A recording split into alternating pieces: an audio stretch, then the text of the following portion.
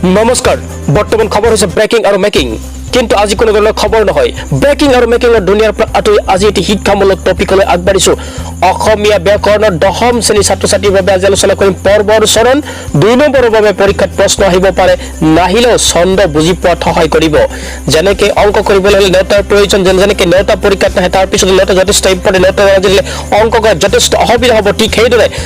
ছন্দ বুজি পেলাই হ'লে চৰণ আৰু পৰ্ব যথেষ্ট দৰকাৰ আছে গতিকে এই দুটা টপিক শিকিলে তোমালোকে ছন্দ বুজি পোৱা যথেষ্ট সহায় হ'ব আৰু অসমীয়া ব্যাকৰণৰ দশম শ্ৰেণীৰ বাবে ছন্দটো এটা গুৰুত্বপূৰ্ণ টপিক আৰু অলপ টানো আছে গতিকে যদি এই দুটা বস্তু শিকি লোৱা গতিকে ছন্দ বুজি পোৱা যথেষ্ট সহায় কৰিব গতিকে কোনো দেৰি নকৰি পলম নকৰি পেলাই ভিডিঅ'টো আৰম্ভ কৰিছো সকলোৱে উপভোগ কৰক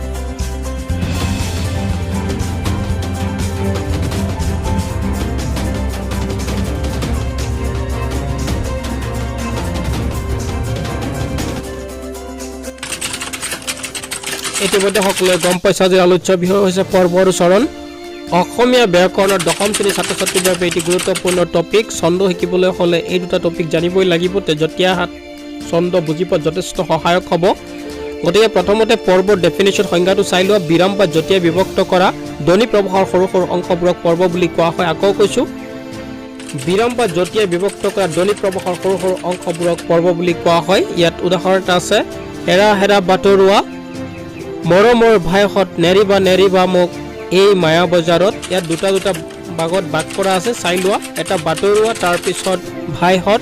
আৰু মোক মায়া বজাৰত ইয়াত সৰু সৰু বাক্যবোৰ চেণ্টেঞ্চবোৰক সৰু সৰু ভাগত ভাগ কৰিছে এই ভাগবোৰক কি কোৱা হয় পৰ্ব বুলি কোৱা হয় গতিকে ইয়াৰ পিছতে আলোচনা কৰিম চৰণ গতিকে চৰণৰ ডেফিনেশ্যনটো থাকিব লাগিব 2 নম্বৰৰ কাৰণে থাকে একাধিক পৰ্বৰ দ্বাৰা গঠিত পূৰ্ণ অৰ্ধপূৰ্ণ বাক্যবোৰক একোটা চৰণ বুলি কোৱা হয় আকৌ কৈছোঁ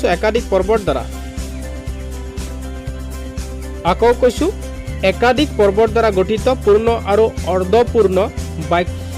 বাক্যবোৰক একোটা চৰণ বুলি কোৱা হয় উদাহৰণ হিচাপে ইয়াত আকৌ সেই উদাহৰণটো এইটো টানি আনিছোঁ হেৰা হেৰা বাটৰুৱা মৰমৰ ভাইহঁত নেৰিবা মোক এই মায়া বজাৰত এইটো এটা কবিতা হয় এই কবিতাটো চোৱা বাটৰুৱা আৰু ভাইহঁত ইয়াত দুটা ভাগত ভাগ কৰিছে গতিকে সৰু সৰু অংশবোৰক পৰ্ব বুলি কোৱা হয় আৰু একাধিক বা এটাতকৈ বেছি পৰ্ব লগ লাগি পেলাই একোটা চৰণ হয় আৰু এইটো এটা কবিতা হৈছে কবিতাটো লিখিছে মফিজুদ্দিন আহমেদ হাজৰিকাই লিখিছে মই আকৌ কৈছোঁ ইয়াত লিখা বৰ্ডত লিখি দিয়া ধৰণে হেৰা হেৰা বাটৰুৱা তাৰপিছত মৰমৰ ভাইহঁত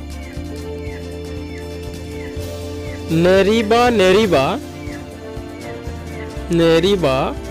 মোক এই মায়া বজাৰত প্ৰথম চেণ্টেন্সটো দুটা ভাগত ভাগ কৰা আছে মাজত এটা যতিয়া দুভাগ কৰিছে পিছতো এটা দুটা ভাগত ভাগ কৰিছে ইয়াত দুটা পৰ্ব আছে গতিকে এই ডেফিনেশ্যনটো হৈছে এটাতকৈ বেছি অৰ্থাৎ একাধিক পৰ্বৰ দ্বাৰা চৰণ গঠিত হয় একাধিক পৰ্বৰ দ্বাৰা গঠিত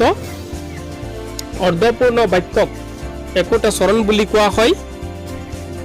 ইয়াত আজ দিয়া ধৰণে প্ৰথম অংশটো এটা চৰণ পিছৰ অংশটো এটা পৰ্ব